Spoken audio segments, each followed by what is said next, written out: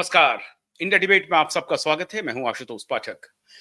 मित्रों, उद्धव ठाकरे के दिन अब गिनती के रह गए हैं।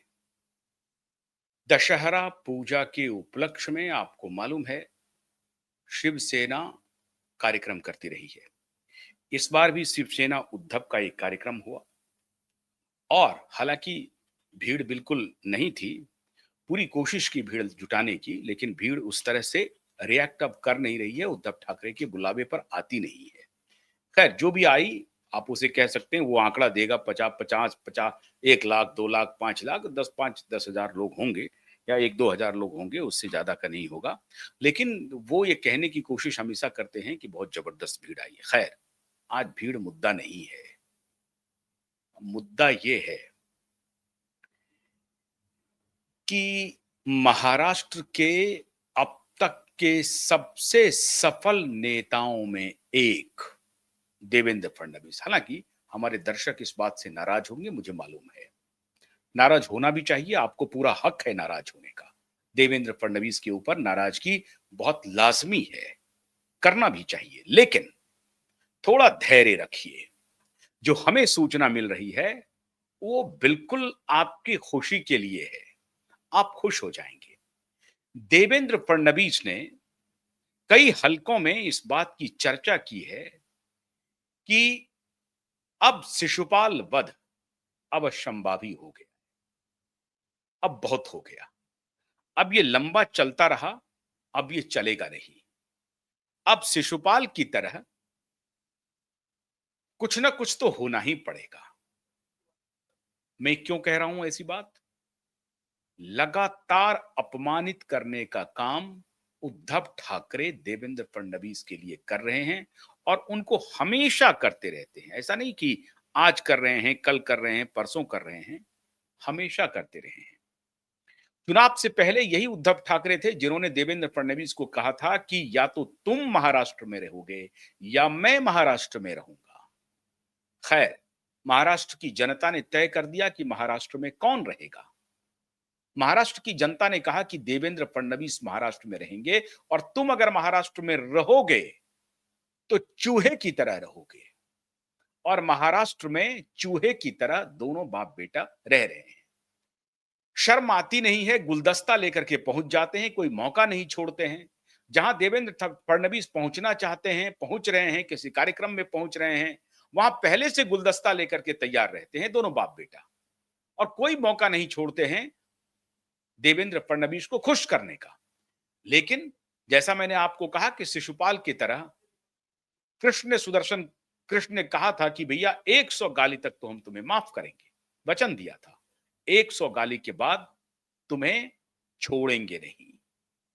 अब देवेंद्र फडणवीस ने भी वही संकेत दे दिया है। दशहरा पूजा पर उद्धव ठाकरे ने जाति सूचक शब्दों का इस्तेमाल किया। उद्धव ठाकरे ने पहले देवेंद्र फडणवीस के खिलाफ न जाने कितनी बयानबाजियां की। हर तरह से देवेंद्र फडणवीस को अपमानित करने का काम किया। देवेंद्र फडणवीस के बारे में कहा कि इन्होंने शरणागत कर दिया है खुद को अडानी के सामने, अंबानी के सामने, और मुंबई को शरणम गच्छामी कर दिया है। और ये जो जटा वाले हैं, तिलक वाले हैं ना, इन्होंने मुंबई को शरणम गच्छामी कर दिया है। असल में इनके हृदय पर सांप लौट रहा है। धारावी प्रोजेक्ट इनके हाथ से निकल गया। हजारों करोड़ का धारावी प्रोजेक्ट था, उसमें ये दोनों बाप बेटा माल बनाना चाहते थे, लेकिन वो माल बना नहीं पाए। अब वो माल कहीं और जा रहा है तो खलबली तो मचेगी, सांप तो लौटेगा। तो सांप लौटने लगा इनके दिल पे, और ये गाली गलौज की भाषा इस्तेमाल करने लगे। और अब जो आखिरी बार इन्होंने देवेंद्र फडणवीस की जाति का नाम लेकर के उनको किस प्रकार से अपशब्द उनके खिलाफ प्रयोग कर रहे हैं, ये स्पष्ट हो गया। और ये आखिरी गाली साबित हो रही है देवेंद्र फडणवीस के खिलाफ उद्धव ठाकरे की। देवेंद्र फडणवीस ने सब्र की, संयम की पराकाष्ठा कर दी। चुनाव के पहले जो कुछ भी कहा, गालियां दी, उसको बर्दाश्त किया। अपने नेताओं के फोटो पर जूते भी खाते देखे देवेंद्र फडणवीस ने। माननीय नरेंद्र मोदी और अमित शाह के फोटोग्राफ पर जूते बरसाए उद्धव ठाकरे ने, जूते बरसाए। वो भी देखा देवेंद्र फडणवीस ने, उसको भी बर्दाश्त किया। लेकिन अब ये धीरे धीरे धीरे धीरे मामला व्यक्तिगत के साथ साथ उनके जाति को गाली देने पर आ गई है। अब यहां पर उन्होंने उनके जाति के पुरुषार्थ को ललकार दिया है और आखिरी ये गाली साबित होगी। और महाराष्ट्र में बहुत भयंकर गुस्से में है एक खास जाति वर्ग के लोग, भयंकर गुस्से में है। और वो देवेंद्र फडणवीस को कह रहे हैं कि क्या तुमने हाथों में चूड़ियां पहन रखी हैं? क्या तुम इसके खिलाफ अपने सुदर्शन चक्र का इस्तेमाल करोगे या हमें करने दोगे? अब ये जो गुस्सा है समाज में, इसका संवरण नहीं कर सकते हैं देवेंद्र फडणवीस जी। इस गुस्से को वो नहीं झेल सकते हैं। इसलिए देवेंद्र ने सूचना दे दी है, अब बहुत हो गया, अब नहीं। अब नहीं का मतलब ये नहीं है, हमारे दर्शक ये समझ रहे होंगे कि शायद देवेंद्र फडणवीस उनको बचा ले जाएंगे। खबरें तो ये भी थी कि उद्धव ठाकरे की सेटिंग हो गई है नरेंद्र मोदी के साथ, उद्धव ठाकरे की सेटिंग हो गई है अमित शाह के साथ। मैंने आपको पहले भी कहा था, उद्धव ठाकरे इस जन्म में क्या 7 जन्म तक अमित शाह के साथ सेटिंग नहीं कर सकते हैं। और इसीलिए अमित शाह ने सार्वजनिक रूप से कहा है, गद्दारों को एक भी मौका नहीं दिया जाएगा। और अमित शाह का सीधा संदेश देवेंद्र फडणवीस के लिए है। और अब देवेंद्र फडणवीस का सुदर्शन चक्र भी तैयार हो गया है। क्या है सुदर्शन चक्र, जरा सुनिए, सुनिए सुदर्शन चक्र क्या है। देवेंद्र फडणवीस ने आला अधिकारियों की बैठक बुलाई है और उस बैठक में साफ साफ पूछा गया है, ये बताओ 8 जून की रात को क्या हुआ था? 9 जून 8 जून की रात को हुआ क्या था? साफ साफ बता दो। जिसको सही रास्ते पर चलना है, साफ साफ बता दो उस रात क्या हुआ था। अधिकारियों की घिघी बंद गई है मित्रों, घिघी बंद गई है। और ये जो मैं आपको जानकारी दे रहा हूं वो पुख्ता जानकारी है। देवेंद्र फडणवीस ने आदेश दे दिया है कि 20 नवंबर को जो रिप्लाई फाइल करना है वो बड़ी तेजी से कोर्ट के आदेश का पालन किया जाए। अपने अधिकारियों को कह दिया है, नो हीला हवाले। पापियों के साथ देवेंद्र फडणवीस खड़ा नहीं होगा। महाराष्ट्र के साथ समझौता देवेंद्र फडणवीस नहीं करेगा। महाराष्ट्र की जनता के साथ देवेंद्र फडणवीस कोई समझौता नहीं करेगा। अन्याय और अत्याचारियों के साथ देवेंद्र फडणवीस कोई समझौता नहीं करेगा। देवेंद्र फडणवीस ने नागपुर में संघ का एक कार्यक्रम था और संघ के कार्यक्रम में देवेंद्र फडणवीस ने इसका इशारा किया। संघ के संघ गीत को वो लॉन्च करने के समय नितिन गडकरी और मोहन भागवत जी के साथ मौजूद थे उस सभागार में। शंकर महादेवन संघ गीत को लॉन्च कर रहे थे और चरे बेती का नारा दे रहे थे। और देवेंद्र फडणवीस ने कहा कि चाल और चरित्र को हम दुरुस्त रखेंगे, चाहे हमें कोई भी कीमत क्यों नहीं चुकानी पड़े। तो अब उद्धव ठाकरे की काउंटडाउन शुरू हो गई है मित्रों, काउंटडाउन। अब इसमें कौन कौन प्लेयर हैं? मैंने कहा था ना आपको कि शैलेंद्र नगरकर नप जाएंगे। शैलेंद्र नगरकर ने गलत नंबर डायल कर दिया है। अपने आका के कहने पर, उद्धव ठाकरे और आदित्य ठाकरे के कहने पर 3 में नहीं 13 में नहीं, लेकिन शैलेंद्र नगरकर कूद के आ गए। और यह बात बिल्कुल सही है कि उस वक्त सरकार ने सरकार को उस वक्त हमने कटघरे में खड़ा किया था, सरकार से सवाल पूछा था कि आप होम मिनिस्टर हैं, आप मुख्यमंत्री हैं, आपकी इजाजत के बगैर ये एफिडेविट नहीं जा सकता है। लेकिन अब देवेंद्र फडणवीस को अदालत का रुख पता चल गया है, और ये जो थोड़ी बहुत हिम्मत कर रहा है ना उद्धव ठाकरे देवेंद्र फडणवीस के खिलाफ, वो सिर्फ अपना कुनबा बचाना चाहता है। किसके लिए? महानगर पालिका जो चुनाव होने वाला है उसके लिए, कि चलो देवेंद्र फडणवीस को गाली देकर के कुछ मुस्लिम वोटों को अपने तरफ जुटा सकते हैं। लेकिन मुस्लिम वोटों को जुटाने की कीमत पे बेटे को वो जेल भेजेंगे, इसकी अब गारंटी हो गई है। यही है सुदर्शन चक्र देवेंद्र फडणवीस का। और ये देखिए कि पिछली बार भी सरकारी वकील ने समय ले लिया, क्योंकि उनको पूछा गया, अदालत ने पूछा कि भाई आपका जो रिप्लाई है, इस रिप्लाई में आपको यह बताना है कि आपने एफआईआर क्यों नहीं फाइल किया, उसके लिए इनको वक्त चाहिए। तो अब ये तारीख ले लिया है, दीपावली के बाद 20 नवंबर की तारीख ले ली है, लंबी तारीख ले ली है। लेकिन जैसा हमने आपको बताया कि हमारे वकील महोदय लगातार कोशिश कर रहे हैं कि दीपावली के पहले कोई तारीख मिल जाए। वो मेंशन करने जा रहे हैं लगातार कि आप इतना लंबा क्यों तारीख दे रहे हैं। लेकिन इस बीच में हमारे वकील महोदय को ही घेरने की बात हो रही है। तो सरकार थोड़ा कयास लगा रही है कि मामला चल क्या रहा है। अदालत का रुख सरकार भांपना चाहती है कि नीलेश ओझा के खिलाफ कंटेम्प्ट का नोटिस क्यों निकाला गया है, क्यों निकाला गया है नीलेश ओझा के खिलाफ। असल में देवेंद्र फडणवीस उद्धव ठाकरे के खिलाफ किसी कार्रवाई में खुद को शामिल नहीं करवाना चाहता है। वो कहना चाहता है, देवेंद्र फडणवीस कहना चाहते हैं कि मैंने कोई कार्रवाई नहीं की है आदित्य ठाकरे के खिलाफ।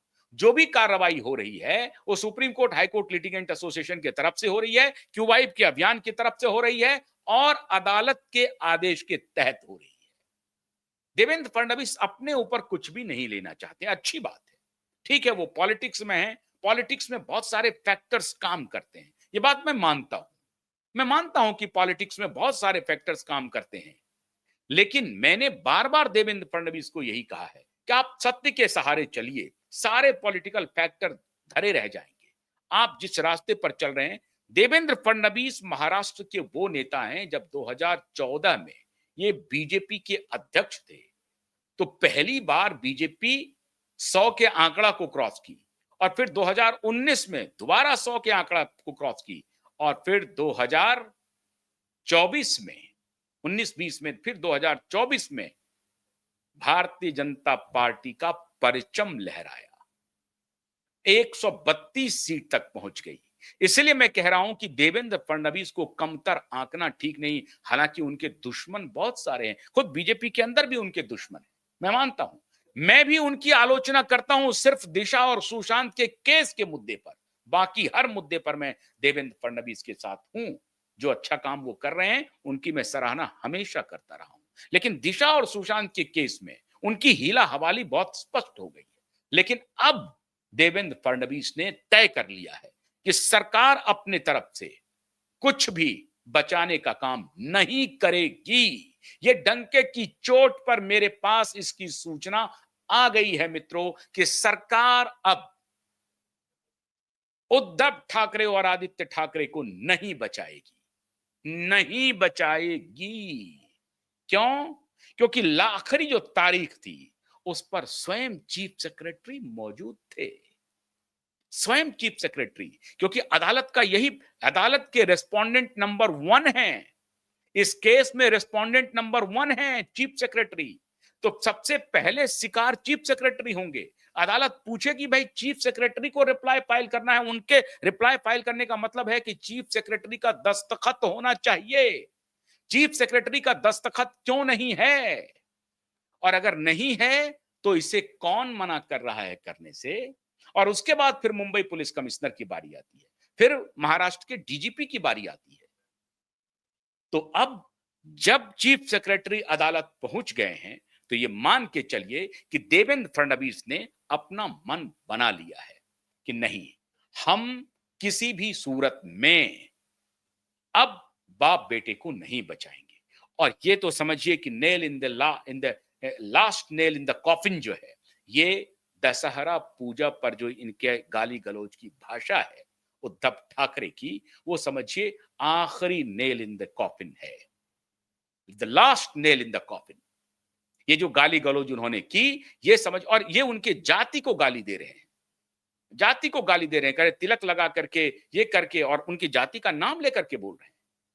इससे पूरा समाज महाराष्ट्र में आक्रोशित है, क्रोधित है उद्धव ठाकरे के खिलाफ, और कह रहा है देवेंद्र फडणवीस से कि अगर आपने हाथ में चूड़ियां पहन रखी हैं तो आप मुझे आदेश दीजिए, मैं इस दोनों बाप बेटे को बता दूंगा, हम लोग बता देंगे कि हमारी जाति में कितनी ताकत है।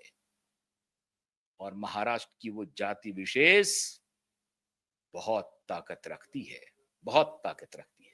तो इस बाप बेटे की अब सामत समझिए आ चुकी है। वो कहते हैं ना कि रावण दहन के दिन जो है, इनकी मुखाकृति पर रावण ही बैठ गया, इनकी जीवा पर रावण आकर के बैठ गया, तो अनर्गल प्रलाप करना शुरू कर दिया। चुनाव के पहले भी रावण आकर के बैठा था तो बोला था कि तुम रहोगे या मैं रहूंगा। अब चुनाव के बाद एक बार फिर इसके ऊपर, इसके जीवा पर रावण आकर के विराजमान हो गया। अब क्या कर सकते हैं? तो अब ये महानगर पालिका के चुनाव के पहले ये सोच रहे हैं कि देवेंद्र फडणवीस को गाली गलौज करो ताकि मुस्लिम वोट हमारे साथ आ जाए। इनकी दाल गलने वाली नहीं है, क्योंकि इनको सीधी टक्कर इनके अपने पुराने साथी एकनाथ शिंदे से होने वाला है, और एकनाथ शिंदे के ऊपर भारतीय जनता पार्टी का वरदहस्त है, हाथ रखा हुआ है। तो असली लड़ाई तो एकनाथ शिंदे लड़ने वाली है, या स्वयं भारतीय जनता पार्टी मैदान में है। मुंबई महानगर पालिका, मित्रों, मुंबई महानगर पालिका चुनाव के लिए ये दोनों बाप बेटा मछली के तरह तड़प रहे हैं। क्यों तड़प रहे हैं? वही एकमात्र अब एक आय का स्रोत बचा है। बाकी तो महाराष्ट्र भर से ये तस्वीर करते थे दोनों बाप बेटा, लेकिन मुंबई अगर इनके हाथ से चला गया, जो अभी तक थोड़ा बहुत बचा हुआ है, लोकसभा चुनाव में खत्म हो गया, विधानसभा चुनाव में खत्म हो गया, तो अब जो लोकल म्युनिसिपल का चुनाव है, म्युनिसिपल, वहां की म्युनिसिपैलिटी बहुत धनी है, दुनिया की दूसरी सबसे बड़ी धनी म्युनिसिपल एजेंसी है मुंबई। तो अब मुंबई से इनका, रेडी वाले से, पटरी वाले से, गरीब लोगों से इनका हफ्ता बंधा होता है। अभी भी आप मुंबई की सड़कों पर जाएं तो आप पूरा गेटवे ऑफ इंडिया हो या कोई भी इलाका हो, बांद्रा हो, जुहू हो, किसी भी इलाके में, चाहे फोर्ट का इलाका हो, कहीं भी चले जाएं, कोलाबा हो, हर जगह इनका जो गुंडा है वो रेडी पटरी लगाने वालों से हफ्ता वसूली करता है। छोटे छोटे छोटे दुकानदारों से, छोटे रेस्टोरेंट वालों से, छोटे बिजनेस व्यवसायियों से इनका हफ्ता वसूली का धंधा चलता है। नहीं तो उनका लाइसेंस कैंसिल कर देना, उनके ऊपर अनायास ही कोई फाइन लगा देना, कुछ भी कर देना, इन दोनों बाप बेटों का सगल है। अब यही इनकी तड़पड़ाहट ये है कि किसी भी तरीके से इस कुनबे को बचाओ और मुस्लिम वोट को अपनी तरफ आकर्षित करो, तब, और मुस्लिम वोट कब होगा? जब देवेंद्र फडणवीस को गाली देंगे। सिर्फ मुस्लिम वोट के लिए ऐसा कर रहा है।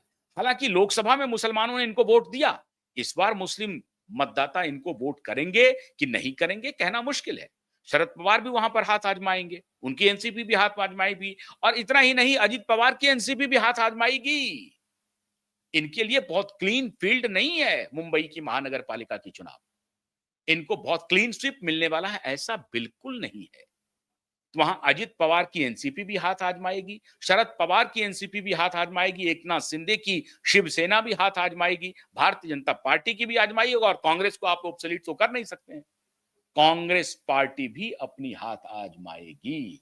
तो अब इस दोनों बाप बेटे को लग रहा है कि अब मेरी कोई दुकान मुंबई में कम से कम चलने वाली नहीं है। कांग्रेस के तरफ से बड़ा झटका इनको बहुत पहले से मिल गया है, और शरद पवार ने भी झटका दे दिया है।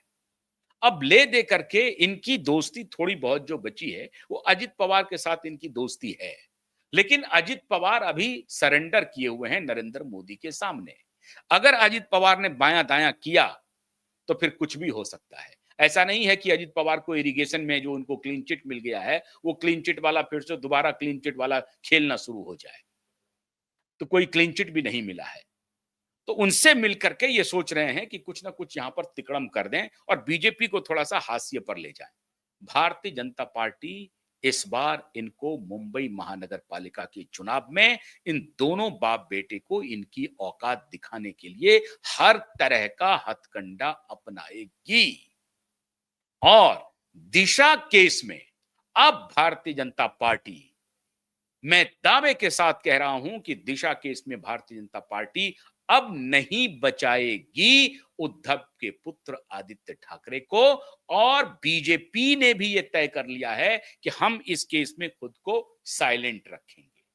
हम ना तो फंसाएंगे, ना पकड़ने जाएंगे और ना ही हम रोकेंगे। अदालत जो आदेश देगी उसकी तामील करेंगे। मतलब अपने ऊपर कोई तोहमत नहीं लेना चाहता। देवेंद्र फडणवीस को मालूम है कि पॉलिटिकल बिरादरी में बाला साहब ठाकरे की थोड़ी बहुत पूछ है, तो लोगों को यह कंफ्यूज करने की कोशिश कर सकता है कि पॉलिटिकल वेंडेटा की वजह से मेरे बेटे को फंसाया जा रहा है। एक ही रास्ता बचा हुआ है आदित्य ठाकरे के पास कि दुनिया को यह बताए कि हमको राजनीतिक प्रतिद्वंदिता की वजह से मुझे जेल भेजा जा रहा है, और ये हथकंडा वो अपना सकता है और ये सिंपैथी ले सकता है। इसीलिए आपको ये समझना पड़ेगा कि देवेंद्र फडणवीस एक्शन क्यों इस तरह से नहीं ले रहे हैं। वो इंतजार कर रहे हैं अदालत का, सिर्फ इसलिए कि वो सिंपैथी गेन कर सकते हैं और चुनाव के पहले गेन कर सकते हैं। मुंबई महानगर पालिका चुनाव के पहले वो सिंपैथी गेन करने की कोशिश कर सकते हैं। मतलब वो दोनों बाप बेटा ये चाहते हैं कि कुछ दिन के लिए जेल चले जाएं, हमारी गिरफ्तारी हो जाए, देवेंद्र फडणवीस की पुलिस हमें गिरफ्तार कर ले, ताकि हम देवेंद्र फडणवीस को कटघरे में खड़ा कर दें और कहें कि देवेंद्र फडणवीस ने हमें गिरफ्तार करवाया है। और इसीलिए इन्होंने हिम्मत की इनकी जाति को गाली देने की, क्योंकि उनको लग रहा है कि इनकी जाति की संख्या थोड़ी कम है तो इनको गाली दिया जा सकता है। और इसीलिए जानबूझ करके वो कोशिश कर रहा है कि उनको जेल हो जाए। अरे साहब, ये आप देखिए कि वो अपने एफिडेविट में अपना एज सही नहीं बता रहा है, अपना पद नहीं बता रहा है, वो एमएलए है वो नहीं बता पा रहा है। उनको मालूम है कि ये सारी गलतियां इस तरह से वो कर रहा है जो सीधा कंटेम्प्ट ऑफ कोर्ट होगा। कोर्ट से सच्चाई छिपाने का आरोप दोनों बाप बेटे पर लग सकता है, तो जेल तो उनके लिए तय है, मान करके चलिए। ये कोशिश कर रहा है कि जेल मिल जाए हमको, हमको सिंपैथी मिल जाएगी, और ये अपोजिशन के सारे लोग चाहते हैं। लेकिन देवेंद्र फडणवीस सारे अपमान का घूंट पी करके, क्यूबाइब की भी नाराजगी मोल लेकर के शांति से बैठा हुआ है, शांति से बैठा हुआ है। वो इंतजार कर रहा है वक्त का। अच्छी बात है, अगर आप इस तरह का बर्ताव कर रहे हैं तो आपको बहुत बधाई देवेंद्र फडणवीस। ठीक है, जनता के मन में रोष हो रहा है, गुस्सा हो रहा है, लेकिन चूंकि आप एक पॉलिटिशियन हैं, आपको बहुत सारे फैक्टर्स को ध्यान में रखना पड़ता है। अच्छी बात है, आप सारे फैक्टर्स को ध्यान में रखते हुए, लेकिन एक ही बात करिएगा, आप इस दोनों बाप बेटे को बचाने की दिशा में अपने तरफ से कोई कदम नहीं उठाइएगा। एक बात आपको मालूम है, चूंकि क्यूबाइब नेटवर्क इसमें पड़ा हुआ है और supreme court high court litigant association पड़ा हुआ है, तो ये आपको मालूम है कि क्यूबाइब को कोई नहीं दबा सकता और supreme court high court litigant association को भी कोई दबा नहीं सकता। तो अदालत में तो मामला जलेगा ही, अदालत के आदेश आएंगे ही, ये बात आपको मालूम है। और इसीलिए आप ये रिस्क ले रहे हैं, इसलिए आप जनता की नाराजगी ले रहे हैं, इसलिए जनता के गुस्से को झेल भी रहे हैं कि आप बचा रहे हैं आदित्य ठाकरे को, आप बचा रहे हैं आदित्य ठाकरे को।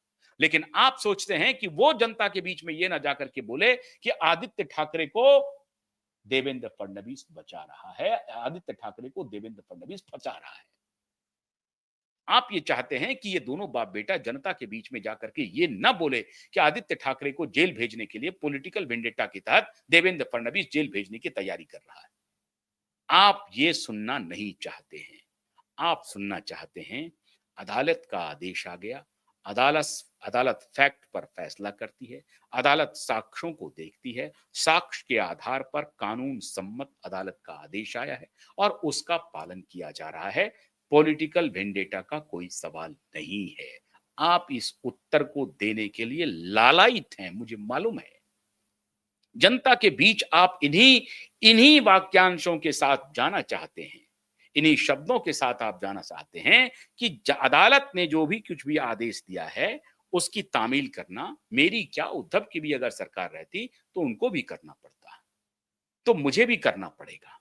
और अगर अब अदालत ने आदेश दिया है एफआईआर रजिस्टर करने का, तो हमारी पुलिस को रजिस्टर करना ही पड़ेगा।